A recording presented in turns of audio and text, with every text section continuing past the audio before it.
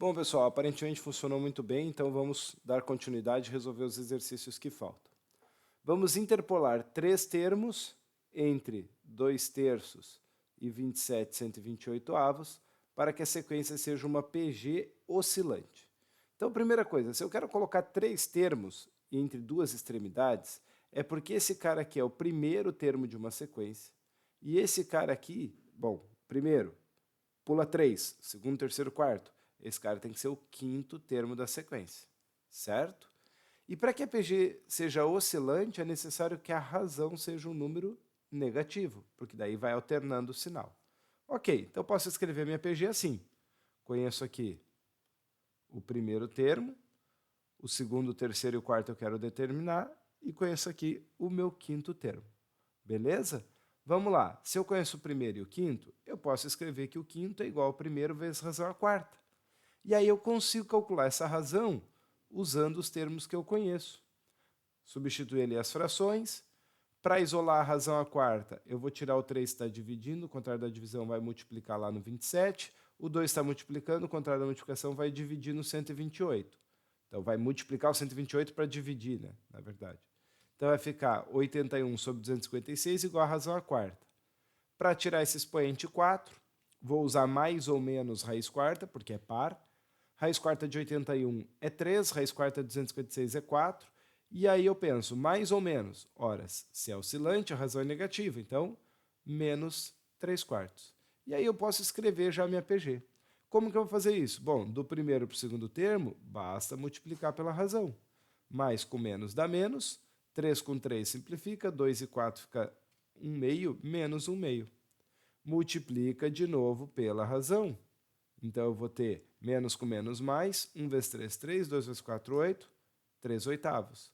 E multiplicando de novo pela razão, mais com menos, menos, 3 vezes 3, 9, 4 vezes 8, 32. Legal? Beleza. Agora, no exercício 6, a produção anual de uma empresa cresceu em PG de 2002 a 2005. Nota que, então, aqui eu tenho dois termos conhecidos. A produção de 2002, que foi 690 unidades, e a de 2005, que foi 18.630. E ele quer determinar a produção nos anos 2003 e 2004. Não é exatamente a mesma coisa que eu tinha feito ali no exercício anterior? Então eu peço que você agora, né, use um tempinho aí, pause o vídeo e tente resolver esse exercício usando a mesma estratégia que nós fizemos no exercício anterior. Beleza? Fez? Isso. Boa. Agora vamos conferir então se você fez certo? Segue aqui comigo. Vamos lá. Nós temos 4 termos. Aqui está 2002 como o primeiro termo. Aqui está 2005 como o quarto termo. Eu quero saber 2003, 2004. Então, eu vou substituir o primeiro e o quarto, como eu fiz aqui, só que aqui era o quinto, né? Então, aqui A4 igual a 1 vezes razão ao cubo. Substitui os termos conhecidos. Vou isolar a razão ao cubo, tirando o 690 que está multiplicando, o contrário da multiplicação, divisão. Isso vai dar 27. Vou tirar o cubo como raiz cúbica, sem necessidade do mais ou menos, porque é ímpar. Raiz cúbica de 27 dá 3. Sabendo a razão, vou termo a termo, então. Pega o segundo termo, multiplica por 3, o primeiro, né, multiplica por 3, tem o segundo. Essa é a produção em 2003. E eu posso pegar esse cara aqui e multiplicar por 3, ou pegar o primeiro e multiplicar por 3 ao quadrado. Eu vou ter a produção em 2004. Então está aqui, 2070 em 2003, 6.210 em 2004. Legal? Mais uns probleminhas. Pelos dados do IBGE, éramos cerca de 110 milhões de brasileiros em 2010.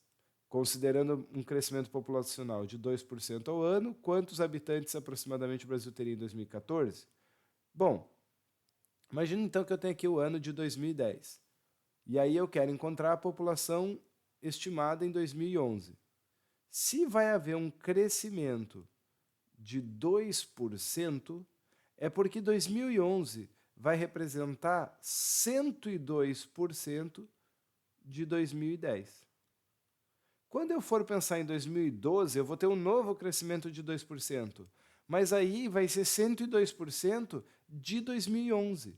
Ou seja, cada vez que eu for calcular a população, eu vou multiplicar isso por 1,02, a população do ano anterior. Esse é um crescimento de 2%, isso representa os 102%. Então, nesse caso, eu estou falando de uma progressão geométrica, onde o primeiro termo é 190 milhões e a razão é 1,02. Se 2010 é o primeiro termo, 2011 é o segundo, 12 é o terceiro, 13 é o quarto, 2014 é o quinto termo. Então é só calcular o quinto termo dessa progressão geométrica, traz os 190 milhões aqui por extenso, vezes 1,02 a quarta. Essa conta a gente larga na calculadora e chega nesse valor. Você pode até dar o número por extenso na resposta, mas não vai colocar o 0,4, porque não faz nenhum sentido 0,4 habitante. Mas como ele falou em aproximadamente, em cerca de milhões, a gente pode trazer isso para a casa dos milhões, 205, ou colocar uma casa decimal depois, 205,6 milhões seria uma boa resposta. Exercício 8, mais um probleminha simples também. A facilidade em compartilhar informações através das redes sociais permite que um vídeo ou uma informação se espalhe rapidamente pelo mundo. Considere que alguém compartilha um vídeo com 12 pessoas no primeiro dia. Opa, isso está com cara de primeiro termo, né? Tudo bem. E que cada uma dessas pessoas que o recebeu compartilhe novamente com mais 2 pessoas a cada dia, fazendo assim sucessivamente durante 2 semanas. No 14º dia, quantas pessoas vão receber o vídeo? Então, no primeiro dia, 12 pessoas receberam o vídeo. No segundo dia, cada uma daquelas 12 compartilhou com 2, então 24 novas pessoas receberam o vídeo. No terceiro dia, cada uma das 24 compartilhou com 2 pessoas, 48 novas pessoas receberam o vídeo. E assim por diante, eu quero saber no 14º dia quantas pessoas receberam o vídeo.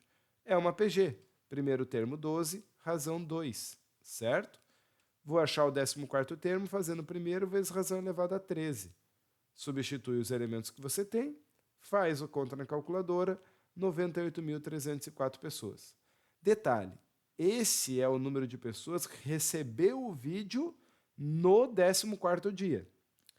Quantas pessoas já assistiram o vídeo até o 14º dia? Aí eu teria que somar. E isso é assunto para a nossa próxima aula. Então, na próxima aula, a gente vai falar sobre somas, tanto de PA quanto de PG, para a gente entender como fica a soma de termos dessas sequências. E também vamos falar sobre alguns problemas que misturam PA e PG no mesmo problema. Beleza? Faça exercícios, se prepare bem para as aulas, faça a sua parte, estamos quase terminando o assunto do semestre. Um abraço e até a próxima aula.